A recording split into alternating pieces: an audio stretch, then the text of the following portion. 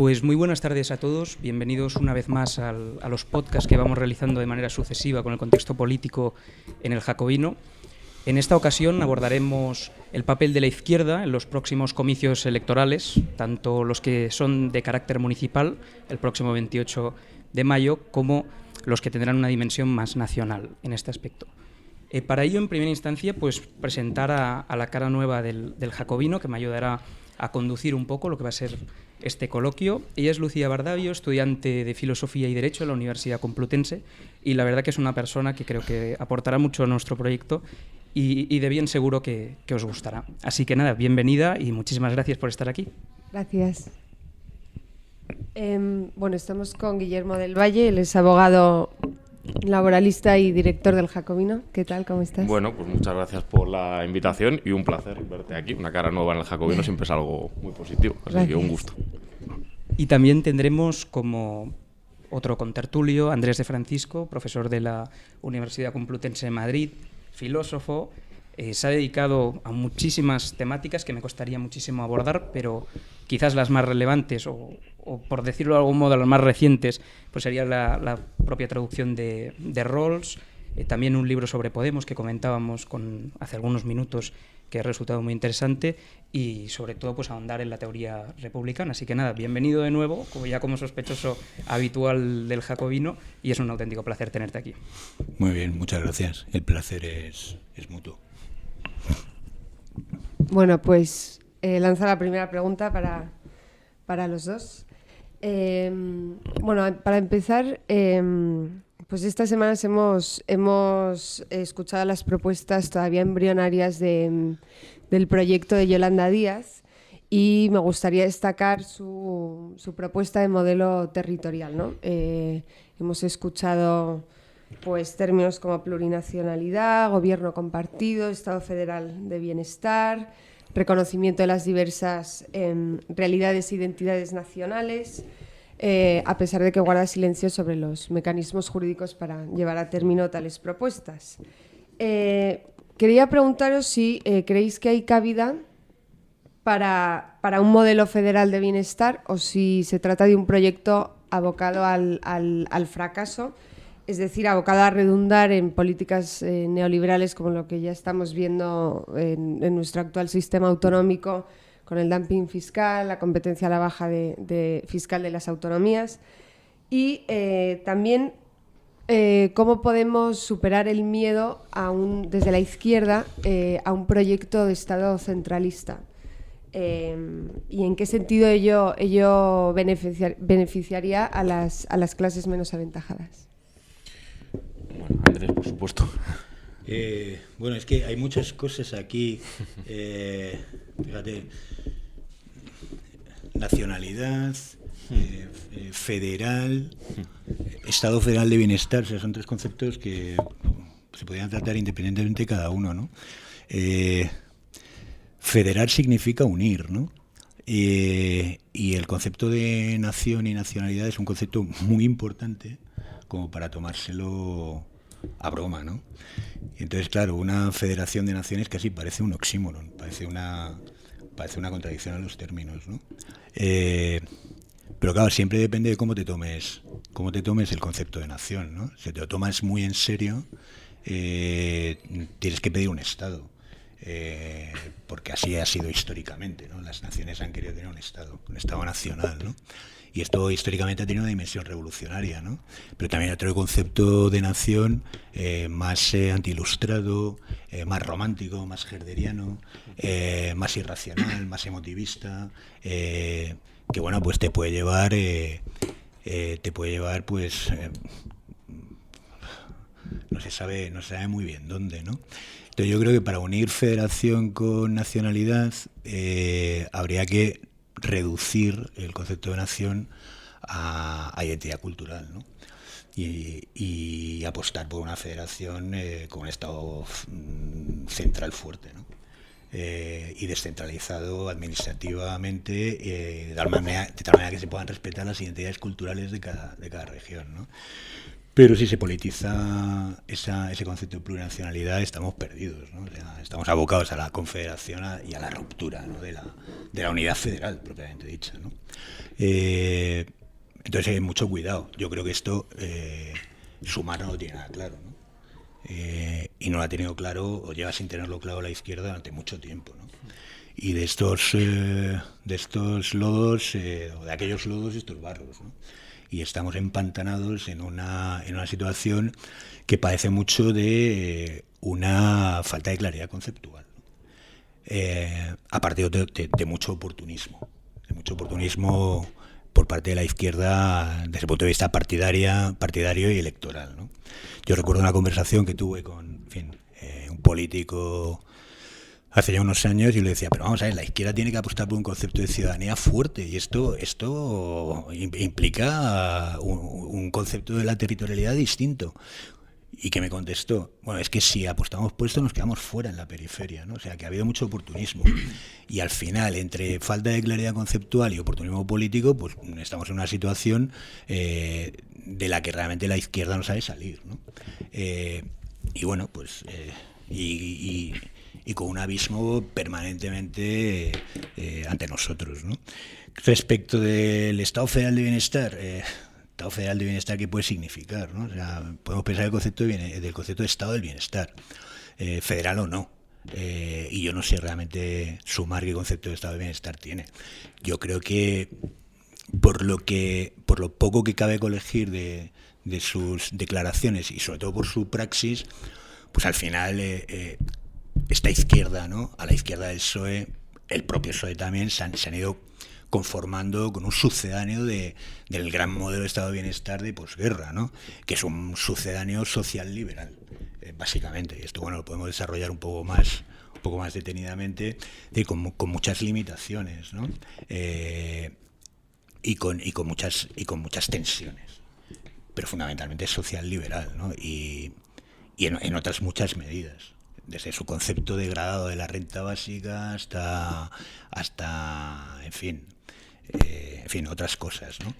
Pero esa degradación del concepto de bienestar yo creo que es bastante clara, y por otro lado es un poco patética, ¿no? Porque esta izquierda en cierto modo siempre tendió a denigrar el gran modelo de Estado de Bienestar y acaba conformándose con un sucedáneo del mismo, ¿no?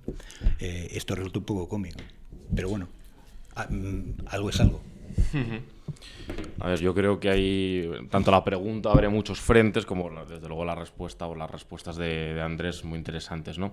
Vamos a ver, yo creo que Sumar no tiene claro lo que defiende y no es nada especialmente nuevo, es más bien más de lo mismo, ¿no? Es un proyecto pues estético y propagandístico y marketingiano que cuando tiene que desgranar las propuestas políticas pues cae en el trazo grueso y en el humo, ¿no?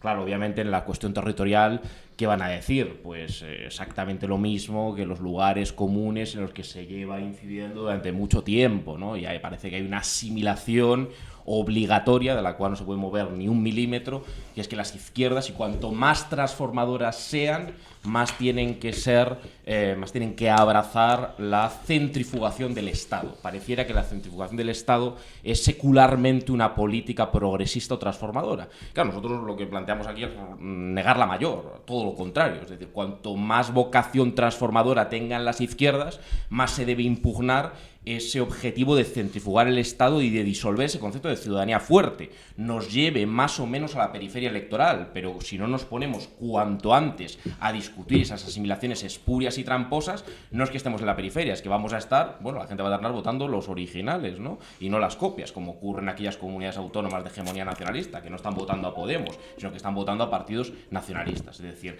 sobra oportunismo y populismo y hace falta efectivamente defender un modelo de ciudadanía fuerte. En un Estado democrático, obviamente las identidades culturales, como no somos esencialistas desde la izquierda, o no deberíamos serlo, y hay que preguntar a esta gente si no se conforman efectivamente con esta cosa herderiana y esta cosa de la nación cultural y de la nación étnica y de las identidades esenciales e inmutables y eternas. Las identidades, desde una perspectiva marxista, son pues conflictivas, son cambiantes, están en disputa, es decir, y desde luego son plurales, claro, es que ¿quién se va a imaginar un Estado democrático con una identidad homogénea es decir, como un frasquito en las esencias. Bueno, eso lo puede pensar solamente pues, un racista, un xenófobo o un nacionalista, valga la triple redundancia, ¿no? Porque el nacionalismo identitario, de corte étnico, pues es un primo hermano del racismo y la xenofobia, y esto hay que decirlo, de más votos o de menos. Y a partir de ahí, pues sí, efectivamente, podemos proponer el modelo de Estado que queramos racionalmente, pero no para tutelar identidades culturales. O sea, no vale, porque no es racional, ni es lógico, ni es coherente, sino es tramposo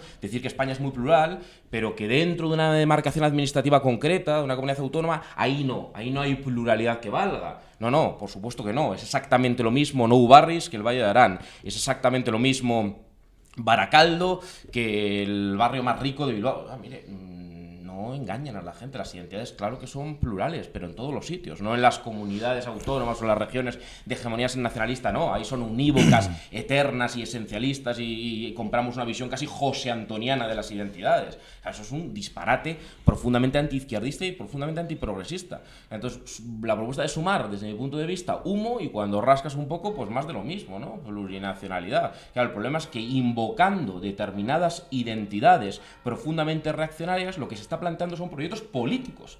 Como decía Andrés, claro, si vamos hacia planteamientos de nación fragmentaria en nombre de la identidad, tenemos un problema si nos tomamos en serio el enfoque igualitarista. Y es que esto es lo que tenemos en España. Una serie de planteamientos que en nombre de una identidad se plantea levantamiento de una frontera o mejores derechos para unos conciudadanos que para otros. Y eso es lo que nosotros discutimos. Y claro, ya vale ya de trampas de, hombre, si usted no es nacionalista, será nacionalista español. Nosotros lo hemos dicho 155 veces, 224 veces. A mí, España como quinta esencia me importa nada. Me aburre soberanamente. Me parece una idea profundamente racionaria. Todas las esencias nacionales me aburren soberanamente. Ahora bien, no permitimos, no queremos que la izquierda tenga que permitir que en nombre de una identidad se pueda constreñir la comunidad política, extranjerizar a millones de personas que, como dices, Andrés, también, en un estado social ya muy maltrecho, a través de una visión socioliberal en la que se han producido una serie de privatizaciones, de externalizaciones de décadas, pues efectivamente estrechar aún más el concepto de ciudadanía o disolverlo o directamente privar de una ciudadanía maltrecha que operará en un plano formal, pero quitársela, arrebatársela a quien ya es un ciudadano. Hay gente que no tiene otra cosa, porque no tiene ni herencia, ni linaje, ni dinero en la cuenta, no tiene otra cosa que ese papelito, que es un papelito que mal que bien pues implica una serie de derechos políticos, sociales y económicos.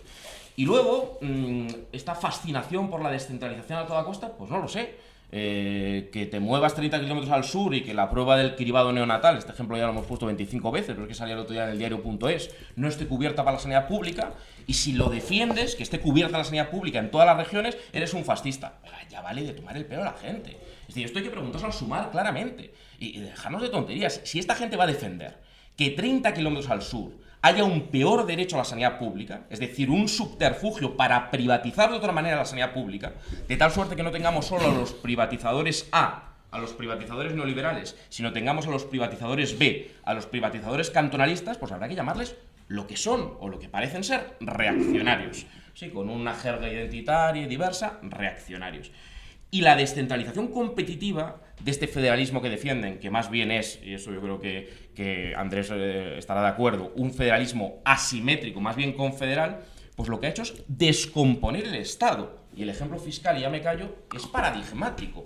En manos de las comunidades autónomas, la fiscalidad lo que ha supuesto es una competencia a la baja, no va a ser al alza, de tal manera que la redistribución sale degradada. Entonces, más que encajar las identidades, en un Estado democrático la identidad es muy plural, es muy diversa, no hay 17, hay muchas más, y principal identidad colectiva para mí es la de clase, que esto algo tiene que ver con el socialismo y el marxismo. Hay que empezar a preguntarse en España cuándo la izquierda va a encajar la igualdad, la solidaridad, la redistribución, porque es lo que veo que está sin encajar desde hace mucho tiempo. Espera, déjame simplemente, Andrés, que te voy a dar paso ahora, pero quiero abordar también otras temáticas para no encajarnos exclusivamente en el tema territorial, aunque a su vez estén interrelacionadas. Hablabas bastante, Guillermo, del asunto de la competencia. Yo creo que también sería interesante pues plantear que buena parte del proyecto del federalismo asimétrico pues lo propone la Escuela de Virginia, que no eran sospechosos precisamente de ser socialistas. Pero bueno, en cualquier caso, dos conceptos que yo creo que ahora están en boca de todos, a las vísperas de unos comicios electorales, sobre todo en la Comunidad de Madrid, es la justicia social y la competencia. Recientemente observábamos a Ayuso hacer algunas declaraciones en las cuales pues, nos dejaba un poco atónitos porque parece que no tenían ni ningún tipo de capacidad retórica simplemente para articular un discurso que, a mi humilde parecer, de manera totalmente subjetiva, es bastante pobre. Pero sí que es verdad que introducen un debate en el seno de la izquierda muy interesante, y es ¿qué hacemos con el mérito? Es decir, somos plenamente conscientes de que hay que potenciar el libre desarrollo de las capacidades de cada cual, pero a su vez esto es prácticamente concomitante con la asunción de que existe cierta tiranía del origen que limita el propio desarrollo de los individuos, digamos, introducidos en esta especie de carrera meritocrática. Entonces, la gran pregunta que quiero formularos es ¿qué hacemos con el mérito? Si os parece, seguimos el mismo orden de antes. Empieza Andrés y luego Guillermo. A ver, bueno, hay una izquierda que, entre las que se encuentra con toda seguridad Podemos y Sumar, que ha decidido darle la batalla a la meritocracia, ¿no? Pero yo creo que no tiene una alternativa a la meritocracia en el siguiente sentido. Lo contrario de meritocracia es nepotismo. O sea, esto hay que tenerlo muy claro. Así, sin más. Si, yo qué sé, somos 4 candidatos y hay una sola plaza, meritocracia significa que esa plaza se la lleva el que más mérito tiene. Esto en principio. Lo contrario sería que en lugar de llevármela yo, que soy el que más mérito tiene, se la lleva Guillermo, que tiene menos mérito porque eres más joven. Eres más listo, pero eres más joven y yo tengo más artículos que tú. No solo Entonces, resulta que se la lleva él. ¿Por qué? Porque tiene padrinos y tiene enchufe, ¿no? Entonces, claro, esto en principio es indiscutible. Todos apostaríamos, todos deberíamos de apostar por la meritocracia entendida como oposición al nepotismo. El problema, que ahora lo discutíamos en clase, el problema es que como ideal de justicia es muy poca cosa, ¿no? Entonces, normalmente se le añade algo que es fundamental, que es la gran condición para que la meritocracia sea ético-normativamente mínimamente tragable, que es la igualdad de oportunidades. Entonces, claro, tú te coges los grandes trabajos en contra de la meritocracia, fundamentalmente el de la teoría del mérito de Sandel. Entonces, fundamentalmente toda la carga la pone en cómo la igualdad de oportunidades está fallando. ¿De acuerdo? ¿Pero esto qué quiere decir? ¿Que renunciamos a la meritocracia? ¿Que apostamos por el nepotismo? ¿Por el clientelismo? ¿Por el favoritismo? No. Tendremos que atacar primero la igualdad de oportunidades para que sea efectivamente igualdad de oportunidades, y aun en el caso de que esto funcionara, cosa muy difícil, pero aun en el caso ideal de que hubiera igualdad de oportunidades y apostamos por la meritocracia, tendríamos que, de la mano de John Rawls, como mínimo, decir, bueno, pues esto está mejor que una meritocracia sin más, pero es insuficiente como teoría de la justicia. ¿Por qué? Porque hay cosas que no dependen ya de los individuos, como es el azar genético, y entonces, aunque haya igualdad de oportunidades, va a seguir habiendo consecuencialmente mucha desigualdad que no cabe imputar a la responsabilidad de ningún individuo. Por lo tanto, habría que incidir desde los poderes públicos para redistributivamente corregir estas desigualdades generadas, pero sin renunciar a la incentivación de los talentos, ¿no? de la cual depende el buen funcionamiento de una sociedad compleja, ¿no? O sea, no podemos decir, bueno, tú vas a ganar lo mismo que yo, aunque tienes mucho más mérito. No, pues entonces a lo mejor desincentivas el funcionamiento de ese talento. Entonces, la sociedad necesita incentivar el talento de Guillermo. Vale, pues entonces tendrá, económicamente o como sea, ¿no?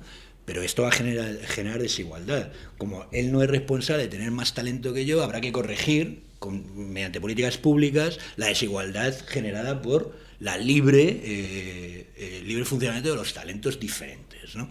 Entonces, bueno, tendríamos una visión más cerrada, más interesante, más sustantiva de un ideal de justicia que incorpore de alguna manera lo que Rawls denomina el tener el derecho a tener expectativas racionales de que, bueno, si yo me esfuerzo voy a sacar tal cosa, ¿no?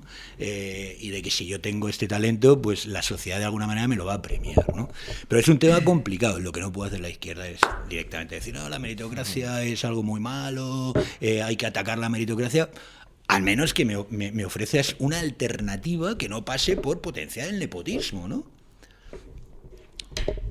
Sí, bueno, la parte buena, además, oyendo a Andrés de estas charlas del Jacobinos, que yo veo casi a veces para participar y también de oyente de un magnífico profesor como Andrés, y la verdad que es un gusto porque aprendes un montón, ¿no? Así que yo soy un privilegiado en estas cosas.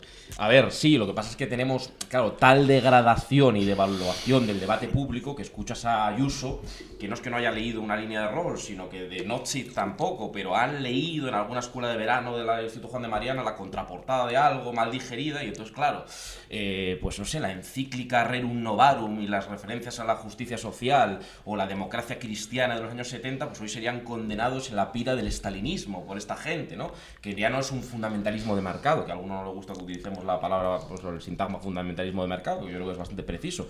Es como un fundamentalismo de mercado, pero en la quinta copa, ¿no? Que está muy bien tomarse 5 copas, ¿no? Pero es como la quinta copa esta de la libertad de Madrid, porque eso es verdaderamente de chirigota. La justicia social es un invento de la extrema izquierda y tal. Dejen de decir ustedes chorradas, y efectivamente a ver si elevamos un poco el debate público, pero por todos los lados, ¿no? Porque las propuestas populistas por un lado. En fin, yo creo que hay una relación complementaria efectivamente entre el socioliberalismo del que hablábamos antes, un estado social muy devaluado por la caída del socialismo real, por la globalización financiera, por la financiarización de la economía, por la apertura de los mercados internacionales y en cambio un poder político que sigue constreñido al espacio del Estado-Nación, por una serie de dinámicas, un estado social muy devaluado, muy degradado, que ha sufrido muchas décadas de recortes, y hay una relación complementaria entre eso y el populismo, ¿no? Un populismo efectivamente que impugna gruesamente conceptos, ¿no? Pero yo creo que el populismo no es privativo de esta gente, ¿no? De los identitarios, también lo es de esta derecha, ¿no? Que se ha llenado de balón, si me permitís la metáfora futbolística, ¿no? Y habla de libertad, devaluando el concepto de libertad, ¿no? Si la libertad no es de todos, no es libertad. Si la libertad en un concepto republicano muy básico no es igual libertad, ¿de qué libertad estamos hablando? Si nos tomamos en serio la libertad y que cada uno sea responsable de sus vidas, de sus actos y de sus acciones, pues lo primero que habrá que criticar es una sociedad tan poco meritocrática como aquellas actuales, en las que el 70% de la riqueza no tiene, por ejemplo, estimativamente, nada que ver con las acciones de los sujetos, sino, por ejemplo, con una institución eminentemente antimeritocrática, como la herencia. Claro, yo cuando veo a los liberales patrios, tan antiliberales en el fondo, ¿no? Que leyeran a Stuart Mill o alguna de estas cosas, pues también se creerían que también Stuart Mill era un estalinista, ya no decir Rawls, por supuesto, que era un peligroso rojo. Pues claro, defender la supuesta libertad y la supuesta meritocracia y estar en contra furibundamente del impuesto de sucesiones, que ataca algo tan esencial como la tiranía del origen que decía antes Marx, pues es absolutamente incoherente, incompatible. No, es que hay doble imposición. Bueno, los argumentos son varios y son obviamente todos tramposos, ¿no? Lo cierto y verdad es que nadie elige la posición social, familiar, de cuna en la que cae, que no hay nada más desligado de la acción del sujeto que la familia, que el origen, que la herencia. Entonces tendremos que defender un impuesto de sucesiones con un mínimo exento, razonable, en el que por supuesto no hay doble imposición de ningún tipo, porque lo que pagó el causante y lo que pagó el heredero son dos sujetos pasivos distintos, y además las transmisiones son también distintas, para reequilibrar, y si nos tomamos en serio, que seamos efectivamente dueños de nuestros actos. Ahora bien, luego hay una parte de la izquierda que converge con este fundamentalismo de mercado y que efectivamente impugna en general el mérito, la capacidad. Esto se ve bien en la educación, ¿no? Esa impugnación de la instrucción pública republicana de corte clásico, de transmisión de contenidos, de saberes. No, esto hay que sustituirlo, hay que socavarlo y sustituirlo por una miriada de aptitudes. Aprender a aprender, enseñar a enseñar, el pedagogismo. No suspenda usted o no establezca ningún límite, porque esa es la mejor manera de, evaluando los títulos y devaluando y desapegándolos, o haciendo que no estén aparejados a ninguna transmisión de contenido o ninguna valoración de carácter objetivo, es la mejor manera de emancipar a la clase obrera. Pues todo lo contrario, ¿no? Más que de emancipar, es una forma también de privatizar la instrucción pública, devaluándola y convirtiéndola en una red completamente degradada, de tal suerte que solo las élites son las que serán capaces de, pues, comprar sus redes privadas de educación a través de másters costosísimos, en fin, y buscar subterfugios fuera de la red pública de instrucción, y esto es especialmente grave, ¿no? Porque la instrucción pública tiene sentido precisamente porque se educa para ser ciudadanos de una sociedad política, no para ser hijos de nuestros padres, ni buenos hijos ni buenos padres, sino para ser ciudadanos y compartir el espacio público. Con lo cual yo veo una convergencia, por un lado, entre un fundamentalismo de mercado muy dogmático, muy integrista, que habla de libertad degradando la idea de libertad y desde luego ni siquiera defendiendo la idea negativa de libertad, porque obviamente para que haya propiedad tiene que haber tribunales de justicia, tiene que haber leyes y por tanto tiene que haber interferencias y por tanto tiene que haber Estado. Sin Estado no hay mercado, sin tribunales de justicia públicos, esto lo defiende todo el mundo, excepto 3 lunáticos, ¿no?, anarcocapitalistas que plantean que la justicia también se puede privatizar. Pues la privatización de la justicia es la venganza, es la ley del talión, es el ojo por ojo, diente por diente. Pues quien defienda eso pues es simplemente un, pues no sé, me ahorro la calificación porque iba a insultar, pero en fin, es que lógicamente eso por un lado, y por otro lado yo veo una convergencia efectivamente en la izquierda populista que se ha olvidado de la mejor tradición socialista y que, como decía Andrés, impugna la meritocracia o el mejor concepto de mérito y de capacidad para sustituirlo. ¿Por qué? Pues seguramente por un populismo nepotista que nada ayuda a la emancipación. Y con eso acabo. Es que el norte aquí es la emancipación, efectivamente. El socialismo debería ser un proyecto de libertad, de igual libertad, de igual libertad. Y para eso hay que luchar de forma abierta y sistemática contra la tiranía del origen. Eso es por lo que el neoliberalismo es una ideología profundamente detractora de la libertad real, porque más que luchar contra la tiranía del origen, blinda la tiranía del origen. El socialismo es una teoría de la libertad, de la igual libertad, por lo menos en la imbricación socialista y republicana que humildemente he intentado defender aquí. Si puedo añadir algo sobre esto, ¿puedo? Sí, sí. Un par de cositas sobre el tema de la meritocracia, que es amplio y es importante. Desde una perspectiva republicana, y creo que todos participamos de esta, digamos, debilidad, ¿no? La meritocracia es algo muy importante. O sea, uno de los grandes problemas desde una perspectiva republicana que tienen los sistemas de elección de representantes, los sistemas de representación política, es la de cómo nos garantizamos que salgan elegidos los mejores, ¿no? Y, por ejemplo, uno de los graves problemas de esta partitocracia y de la degradación del sistema de partidos es que los mecanismos de filtro meritocráticos no funcionan. Y entonces, ¿quién va ascendiendo? Pues el leal, el obediente, el que mira para otro lado, el que no tiene opinión propia, etcétera, etcétera, ¿no? O sea, no precisamente el mejor, más bien cabría decir el peor, ¿no? Y eso es un serio problema para las democracias. Y es un problema que tiene que ver con la meritocracia. Con tomarse en serio la meritocracia. Y esto pasa por la existencia de mecanismos de filtro que incorporen a los mejores y que excluyan a esta otra, digamos, población que aspira al mando, ¿no? Porque a todos como ciudadanos nos interesa que nos gobiernen los mejores. Y en un sentido, digamos, muy clásico del término. Los mejores en el sentido de una aristocracia de la virtud, ¿no?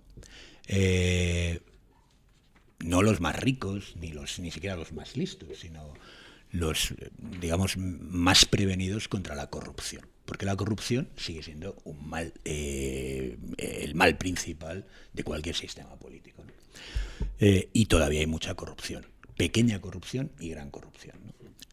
La pequeña corrupción tiene que ver con la corrupción del alma que se manifiesta en las pequeñas acciones, ¿no? Y que están por doquier. La segunda cosa que quería decir es que, efectivamente, la igualdad de oportunidades se favorece mediante un sistema público educativo. Esto es, digamos, el principal bastión, ¿no?, de una política encaminada a promocionar la igualdad de oportunidades como precondición de una meritocracia ético-normativamente tragable, ¿no? Desde la perspectiva de la teoría de la justicia. Pero el problema es que no basta con un sistema público educativo, sino también qué modelo de educación pública queremos. Y nuevamente, la meritocracia es importante. Porque lo que está pasando es que ni en los estudios primarios ni en los secundarios se está premiando el esfuerzo, la inteligencia, la competencia de los alumnos. O sea, yo soy profesor en la universidad y tengo serios problemas y cada vez más crecientes con respecto a la competencia lingüística de mis alumnos. O sea, yo me encuentro bromeando, antes con un amigo hablaba de bueno, el problema del chat GPT, y le decía, bueno, pero yo es que casi prefiero que los trabajos de los TFGs me los hagan con un chat GPT, porque así los podré leer, ¿no? O sea, que en esta situación estamos, ¿no? Pero claro, ¿cuál es el modelo? ¿Cuál es el modelo que se está implantando, sobre todo por la izquierda? Bueno, pues un modelo donde hay que proteger al alumno para que sus problemas de autoestima, digamos, no se vean incrementados por una falsa concepción del fracaso escolar, etcétera, etcétera, ¿no? Y luego, con respecto a la universidad, bueno, acabamos de tener elecciones a rector en la Complutense, y de verdad que no podría deciros cuál es el modelo que la izquierda proponía de universidad, pero no podría decíroslo, no porque haya sido perezoso y no haya leído las propuestas. No había propuesta, o sea, era, tú decías antes, humo, ¿no?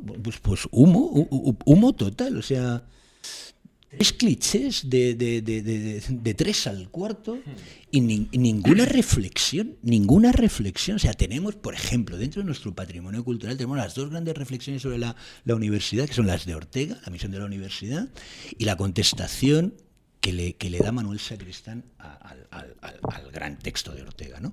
Ninguna referencia. Y ahí están los 2 grandes planteamientos, el que podría tener la izquierda y el de Ortega, que una izquierda ilustrada podría tomarse al menos parcialmente en serio, ¿no? O sea, el problema de la cultura, el problema de la dominación, el problema de la élite, qué élites queremos tener, y qué misión puede o debería cumplir la universidad en todo esto, ¿no? Porque la universidad es una institución fundamental.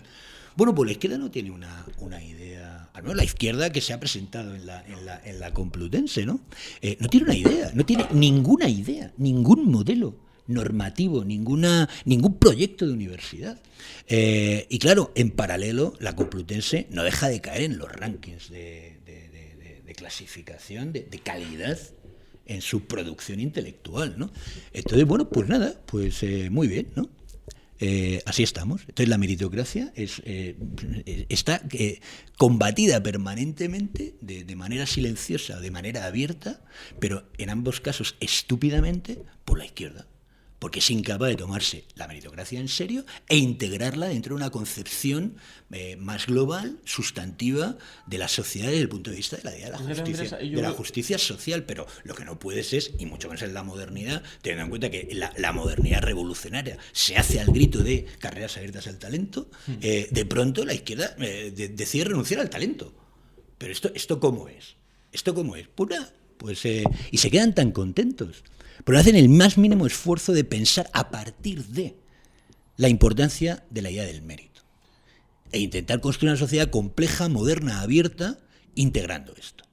Bueno, pues nada, así nos irá. Fíjate, yo ahí, Andrés, veo como una doble paradoja, muy brevemente, que si por un lado tenemos una izquierda que en esa devaluación de la institución pública, yo creo que trasciende el tema de la Complutense, ¿no? Pero en general es especialmente perverso, ¿no? Porque luego crear unas estructuras educativas que sean perfectamente acolchadas y que traten a la gente como perfectos menores de edad eternos, una especie de peterpanismo sin límite, y luego expulsar a toda esa gente con una serie de títulos totalmente devaluados a un mercado laboral absolutamente agresivo, absolutamente draconiano, absolutamente cruento, donde efectivamente la gente llegará con mucha resiliencia, con mucha capacidad de adaptación a un sistema de explotación, por cierto, con unas leyes laborales que no terminan de modificar para que haya tuición de los derechos de los trabajadores. Entonces esto en un contexto de un capitalismo pues bastante voraz, pues es una contradicción, yo creo que bastante terrible. Y luego por el lado de la derecha también veo una paradoja, ¿no? Mientras que se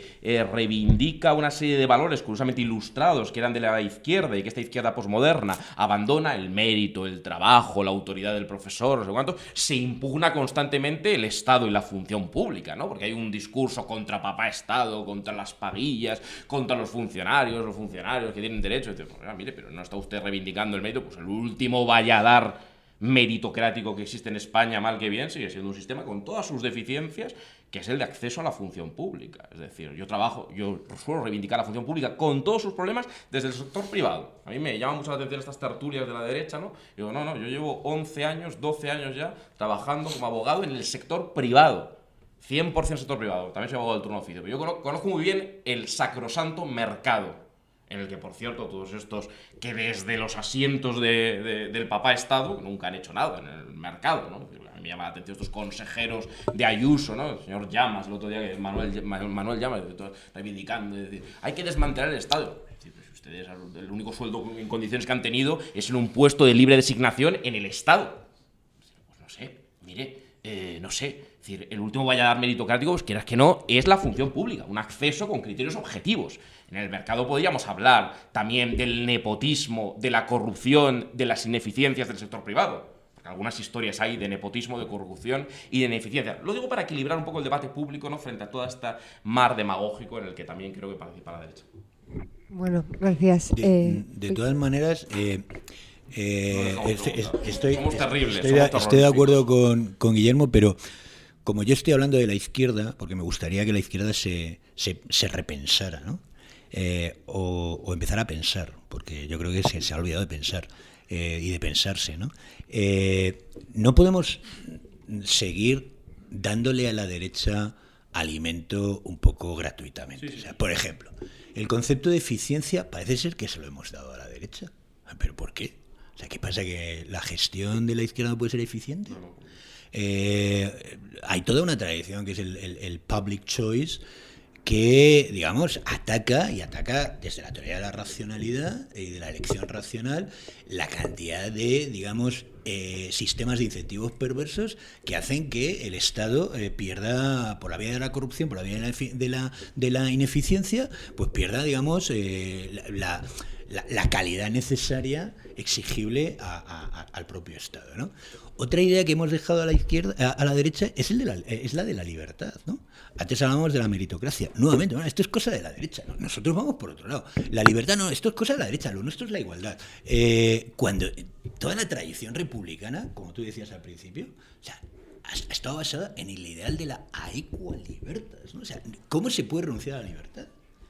¿Cómo se puede renunciar a la libertad? O sea, siendo marxista, por supuesto. O sea, Marx pensaba en una sociedad emancipada de hombres y mujeres libres. Libres fundamentalmente de la dominación y de la opresión. Pues nosotros decimos dejarle la libertad a la derecha. Y no, la comunidad y la igualdad. No, pues la libertad es el valor fundamental de nuestra tradición, que es una tradición republicana. Porque todo el socialismo engarza con la gran tradición republicano-democrática. Entonces, bueno, pues hay que dar la batalla cultural, pero en este sentido, ¿no? O sea, de reapropiarnos de nuestros grandes valores y no renunciar a ellos gratuitamente y darles alimento a la derecha para que se hagan fuertes. Porque claro, es que luego ves a Ayuso y Ayuso tiene un discurso más o menos coherente con sus contradicciones. Pero bueno, el emprendedor, pues aquí el esfuerzo y tal, y que pues, nosotros somos los vagos, nosotros somos los que dejamos que las instituciones mueran porque las llenamos de amigos y de incompetentes, o preferimos a los más competentes. Y entonces tenemos que introducir mecanismos meritocráticos de filtro. Por no hablar del mercado, ¿no? O sea, es que desde los años 30 sabemos que el mercado es algo muy importante. Es que los sistemas de planificación centralizada fracasaron. Y fracasaron por cuestiones básicamente informacionales, endógenas. Entonces, bueno, la izquierda tendrá que enfrentarse al problema de los mercados de una manera ilustrada y con competencia teórica, ¿no? Bueno, pues no, o sea, parece que estamos en contra de los mercados. No. El mercado es necesario. Podemos intervenir, pero con muchísimo cuidado. Entonces tenemos que entrar en estos debates. Y no, lo nuestro es lo público. El mercado es de la derecha. Pero ¿cómo que es de la derecha el mercado? ¿Pero cómo que es de la derecha el mercado? Será el mercado desregulado. Será el mercado asilvestrado. Pero el mercado, no, nosotros queremos el mercado. Vamos a dejar preguntar a Andrés porque nos van a echar.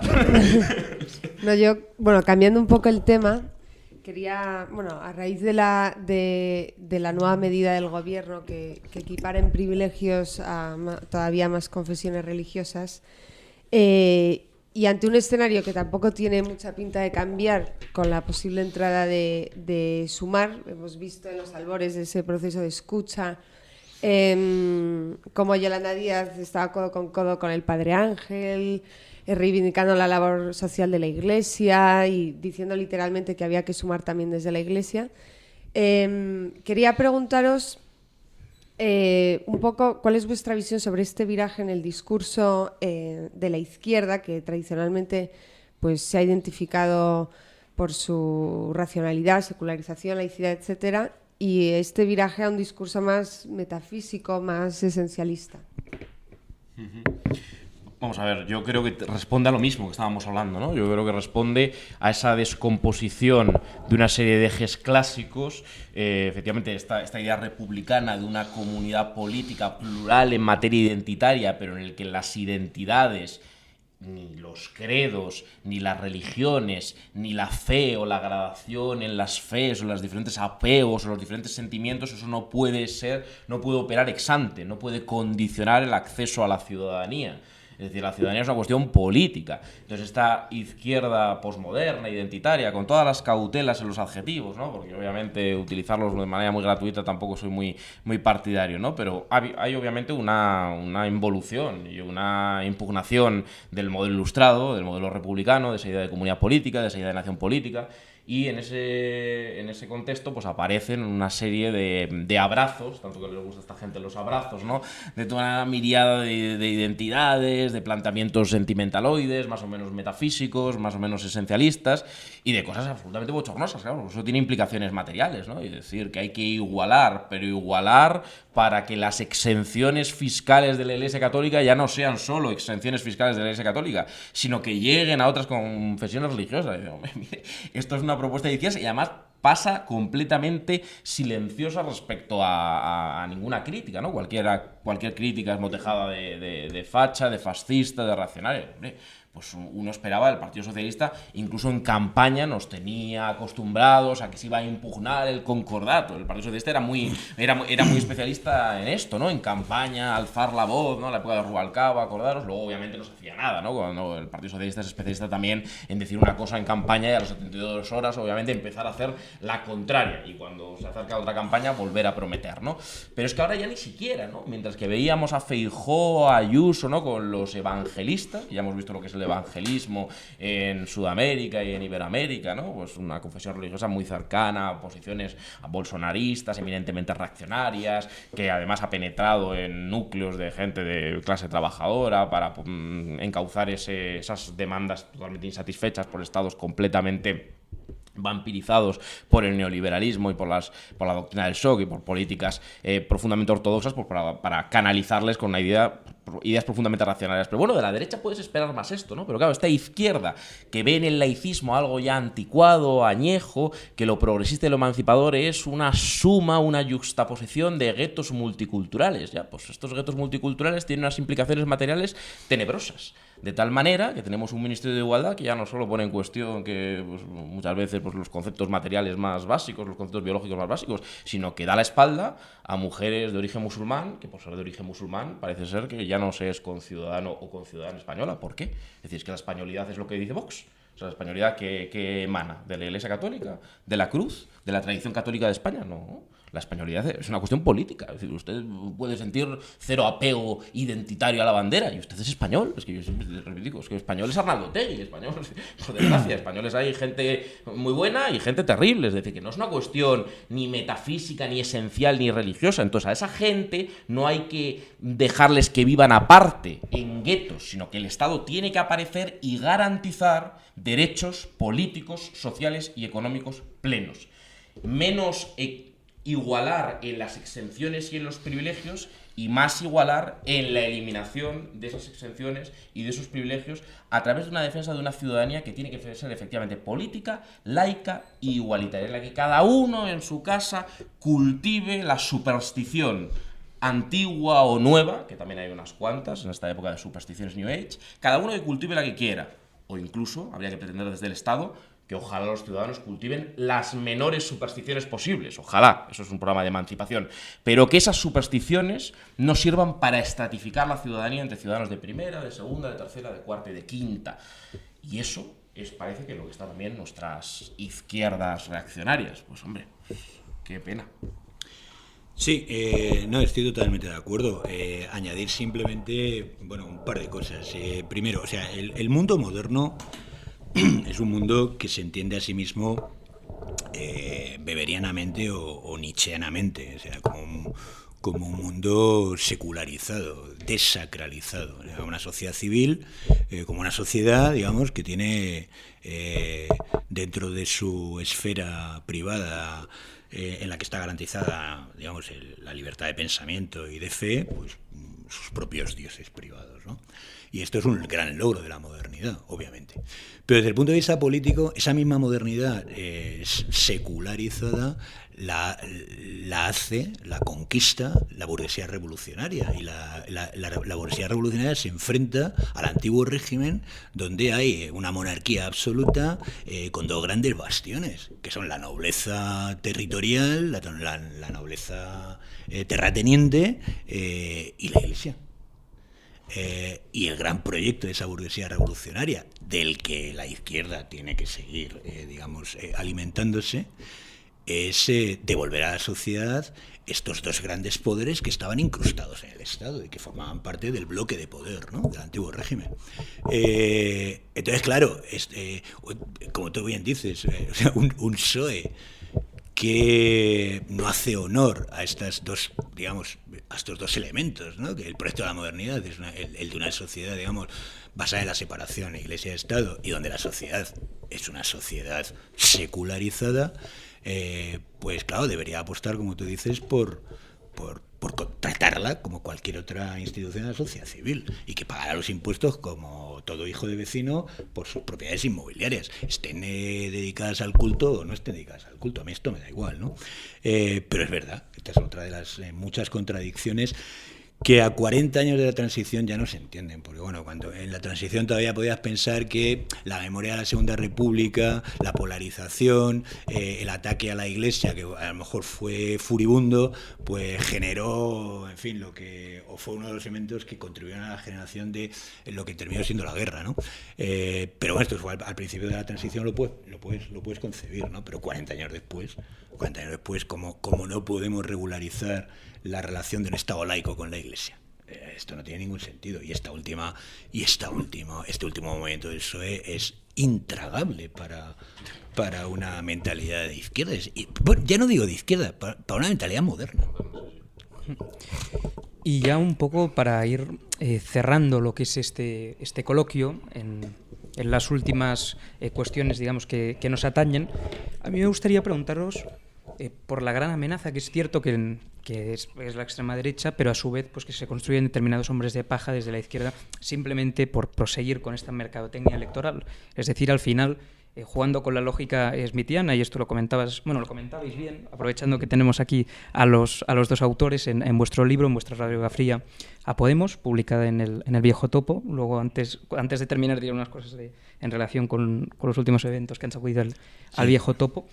Pero para mí el gran problema es, existe una relación de causalidad entre el declive ideológico de la izquierda, es decir, existe una crisis epistémica en el seno de la izquierda que ha acabado propiciando una especie de catástrofe, que es el auge de la extrema derecha en los barrios obreros, o bien realmente lo que es la izquierda nunca ha tenido un apego más allá del 30% en los barrios obreros.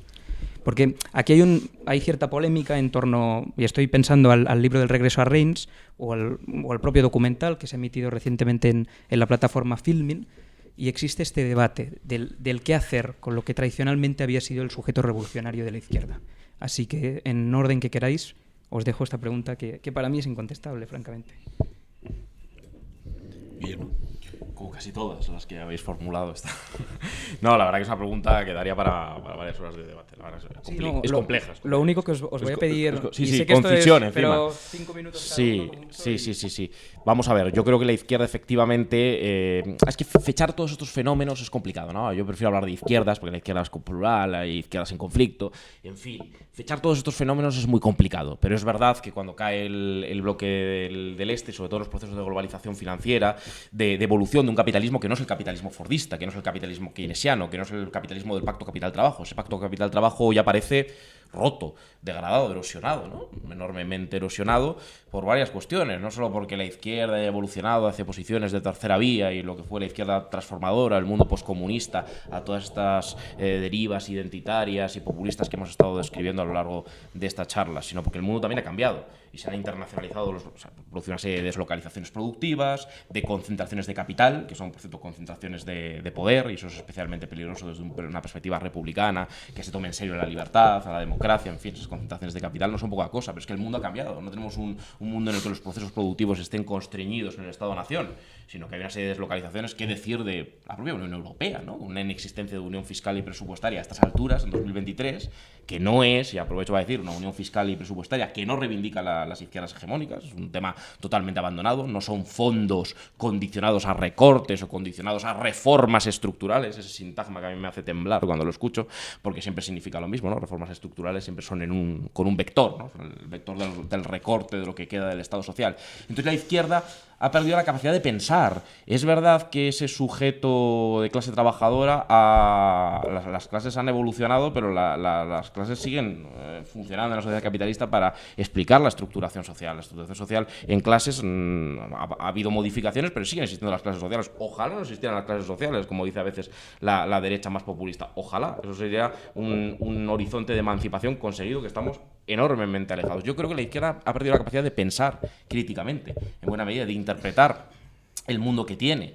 y de interpretar, obviamente, que la globalización, que no hay que hacer una impugnación oscurantista de todas las dinámicas de la globalización, pero que efectivamente ha acarreado enormes bolsas de exclusión, de perdedores, de gente precaria, precarizada. No hace falta incorporar nuevos términos, las clases sociales han desaparecido y aparece el precariado, ¿no? Es que hay trabajadores depauperados absolutamente, gente en el contexto de la economía uberizada, trabajando con contratos mercantiles, bolsas de explotación, de fraude, de esclavitud. La película Sorry We Missed You de Ken Loach, yo creo que yo la suelo citar porque es muy significativa y muy explicativa de lo que es este capitalismo que tenemos hoy, la destrucción de la vida de muchísimas personas, de sus derechos fundamentales más básicos, que son triturados, ¿no? Es el caso de un repartidor y de una cuidadora a domicilio, dos personas que trabajan sin límites, sin horarios, emborronado la frontera entre la vida profesional y la vida familiar, ¿no? Y hacia eso vamos. Y es verdad que tenemos una izquierda pues pensando en términos de identidades, pensando en términos de sentimientos, estableciendo complicidades con ideologías profundamente reaccionarias, con otras extremas derechas, en una preocupación y una focalización desde mi punto de vista excesiva por cuestiones postmateriales, identitarias, cuyas implicaciones materiales muchas veces son antigualitarias, y efectivamente aparecen populismos de corte absolutamente demagógico y una extrema derecha que es muy preocupante porque da una serie de respuestas profundamente populistas y de trazo grueso, pero a demandas reales, porque hay muchísima gente cuyo horizonte y cuyo norte de emancipación está lejísimos de conseguirse, ¿no? Entonces yo creo que la izquierda tiene, efectivamente, Marc, y no estoy contestando casi nada, pero es que es muy complicado, tiene un problemón. Lo tenía antes, pero creo que ha perdido incluso la capacidad crítica para pensar un mundo que ha cambiado y se está apegando a una serie de recetas que no es que sean viejas, sino que son completamente erradas, desechando en buena medida la mejor parte de su tradición, el racionalismo, los principios ilustrados. Estaba leyendo el otro día a una mujer albanesa, la autora de Free, de Libre, que da clase en la London School of Economics, que lejos de todos estos disidentes del este, ya sigue reivindicándose como socialista, ¿no? Y hablaba de que el capitalismo, el gran problema que tiene el capitalismo es que emancipa a muy poca gente. La emancipación en el capitalismo es de unos pocos, no de las grandes mayorías, no de todos, sino de unos pocos, ¿no? Entonces hay que pensar que no es la ilustración y los principios republicanos lo que hay que repudiar, sino las condiciones económicas que impiden la realización de esas instituciones republicanas. Y creo que la izquierda está en un camino muy distinto, ¿no? Abrazando ideas a veces oscurantistas, profundamente reaccionarias, antirrepublicanas. A mí eso me preocupa. Sí, bueno, yo creo que, o sea, vamos a ver, hemos redescubierto al precariado, ¿no? Ahora es uno de los, digamos, resultados del proceso de globalización. Lo que pasa es que este es un proceso complejo. El precariado lo redescubrimos, pero es consustancial con el capitalismo. Lo que pasa es que el capitalismo, visto con un poco más de perspectiva, digamos que tiene una especie de movimiento pendular, con un gran paréntesis que fue el periodo dorado de la socialdemocracia europea, ¿no? Entonces, claro, esta globalización es muy denostada por la izquierda, pero a veces con falta de perspectiva, ¿no? Porque claro, también se está produciendo un gran proceso de convergencia a nivel planetario, ¿no? Están emergiendo nuevas clases medias. El proceso de desigualdad a nivel global pues ha descendido. América Latina pues también vio sus Ginis bajar bastante durante el periodo de la globalización. O sea, el problema lo hemos tenido la Europa occidental fundamentalmente, ¿no? ¿Por qué? Porque la globalización, como tú decías, ha barrido las condiciones de posibilidad que permitieron la construcción, pacto corporatista, modelo fordista, distribución etaria de la población, o sea, un montón de condiciones que hicieron posible ese estado del bienestar basado fundamentalmente en la existencia garantizada de derechos de ciudadanía universales, ¿no? Entonces, claro, las cosas están cambiando, entonces vamos hacia un modelo dual donde se combina mercados muy desregulados, ¿no? Y luego con mecanismos de protección social, porque claro, el presupuesto, el gasto social no deja de aumentar. O sea, cuando hablan de neoliberalismo se suele olvidar este hecho, ¿no? O sea, hemos llegado a superar en gasto público el 50% del PIB. Entonces es muy difícil hablar de neoliberalismo con un Estado tan hipertrofiado, ¿no? Entonces, claro, vamos a un modelo dual en el que, tenemos por un lado sistemas de mercado, sobre todo laborales, muy segmentados, bastante precarizados, y luego pues un gran Estado que intenta amortiguar esto, ¿no? Pero claro, el gran modelo de estado de bienestar ha pasado a mejor vida, ¿no? Y encima con unas tensiones financieras muy importantes, con una deuda que, en fin, te hace temblar, porque ahora mismo la economía española es una economía asistida. En el momento que el Banco Central Europeo deje de comprar deuda, pues la prima de riesgo seguramente se disparará y entonces tendremos un problema serio, ¿no? Presupuestario. Pero vamos, digo, el precariado no lo inventa la globalización, lo inventa el capitalismo. O sea, si tú te lees el gran libro de Engels, La situación de la clase obrera en Inglaterra, me río yo del precariado actual, ¿no? O sea, el precariado de la época del capitalismo manchesteriano era, en fin, dantesco. El de este es un precariado VIP, ¿no? Pero existe y es muy preocupante. Ahora, visto la cosa desde una perspectiva un poco más global, pues hay que ver un poco los movimientos, digamos, de la economía, precisamente porque es economía globalizada, ¿no? Porque hay deslocalización, entonces la perspectiva necesariamente tiene que aumentar el foco, ¿no?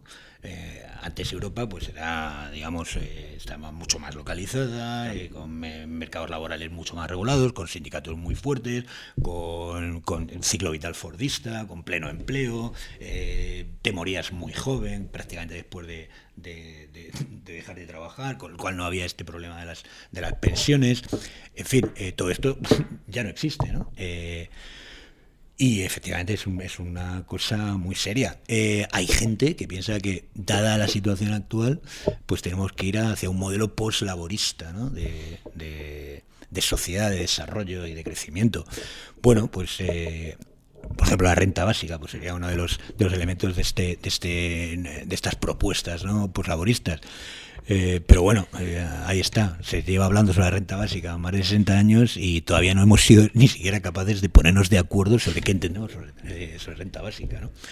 Pero vamos, sí, eso es un problema serio, de la polarización, la segmentación y la existencia del precariado, ¿no?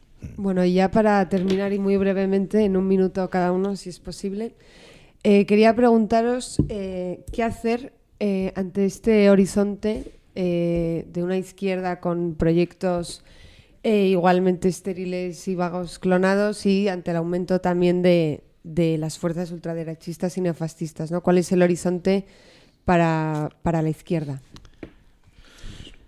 Un minuto tenemos cada uno. Vale. Bueno, o sea, yo creo que hay una digamos, una reacción conservadora en toda Europa, en el mundo occidental. Fascismos todavía no veo, ¿no? Ni neofascismos. Veo xenofobia, veo antieuropeísmo, veo populismo de derechas, fascismo todavía no. No quiero decir que digamos, no se estén abriendo las puertas, ¿no? Pero lo que no me gusta tampoco es que la izquierda utilice la pantalla del fascismo como, en fin, la vía fácil para quitarte la necesidad de hacer propuestas que alguien te pueda comprar, ¿no? O sea, ya está bien, ¿no? De polarizar con trayendo imaginarios que felizmente superados porque esto o sea, no digo que el fascismo no sea un peligro o las vueltas de los fascismos, pero tratar a cualquier cosa de fascismo me parece un problema de banalización de lo que fue el fascismo. Y esto es un peligro. O sea, el fascismo fue una cosa muy seria, el franquismo fue una cosa muy seria y no conviene banalizarlo llamando franquista al primero que está en desacuerdo contigo o fascista, ¿no? Simplemente. Sí, totalmente de acuerdo con Andrés en eso. ¿Qué hacer en un minuto? Complicadísimo. Apuntas al jacobino, por supuesto. No, fuera de coñas, yo creo que eso puede ser una parte de la solución, francamente, y con toda la humildad. No resignarse, no asimilar, no aceptar marcos cerrados, resignaciones. El otro día en una entrevista en The Objective, ¿no? Elizabeth Duval decía, no, le preguntaban por nosotros, ¿no? Y decía esta mujer, esto es imposible, ¿no? No se puede defender la igualdad territorial, no se puede defender la redistribución de toda la comunidad política. España es diferente, ¿no? Esto me lo dijo también Lilith Bestringe en el Ateneo, ¿no? Esto no se puede hacer. Yo en Francia sí, tengo muchas banderas, soy chauvinista absolutamente, pero 50 kilómetros más abajo, España no. España es una suma de cantones donde la desigualdad tiene que ser norma, tiene que ser ley, y las izquierdas en nombre de la emancipación tienen que defender la desigualdad, el privilegio, el neocantismo, el neocantonalismo, el neoforalismo, los derechos históricos, y quien no defienda todo eso es facha o es fascista. Bueno, pues no resignarnos a esta jaula de grillos en el que los conceptos aparecen completamente banalizados, completamente devaluados, son significantes flotantes en la peor, son falsedades abiertamente a calzón quitado, y hay que empezar a reivindicar pues unos significantes con significado, y una izquierda de la emancipación, de la igualdad, de los derechos laborales, de la unidad de clase, donde nadie se pueda rogar, invocar una identidad para segregar al otro, donde no se blanqueen ni unas ideas racistas y xenófobas ni otras, y en general una izquierda que se reconcilie con su mejor tradición, que yo creo que es una tradición que tiene mucho que ver con todo lo que hemos conseguido en términos de derechos de ciudadanía aquilatados en los estados sociales y democráticos de derecho, que con todas sus limitaciones e insuficiencias tiene mucho que ver con esos movimientos obreros, con esa lucha de la izquierda, con esas transformaciones colectivas. Seguir completando ese programa histórico, luchar por completarlo, no por desandar lo andado.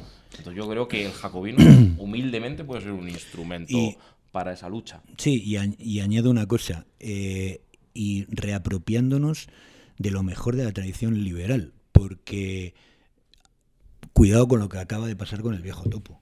Sí, o sea, esta izquierda, en fin, que monta una feria del libro político alternativo e impide que el viejo topo, o sea, editorial antifascista donde las haya, tenga representación. O sea, por eso hablo del liberalismo. Cuidado. Sí, entonces, estos en fin, dejes totalitarios me parece algo muy peligroso, ¿no? Sí, efectivamente. De hecho, yo iba a concluir, bueno, en primera instancia, dándoos las gracias a los tres, a Lucía por acompañarme un poco en la conducción de este coloquio, a vosotros, a Guillermo por estar aquí asiduamente y ser compañero de viaje, y a Andrés por volver al jacobino, que eso significa que tan mal en la primera pues no lo hice, y la verdad que ha sido un placer tenerte por aquí.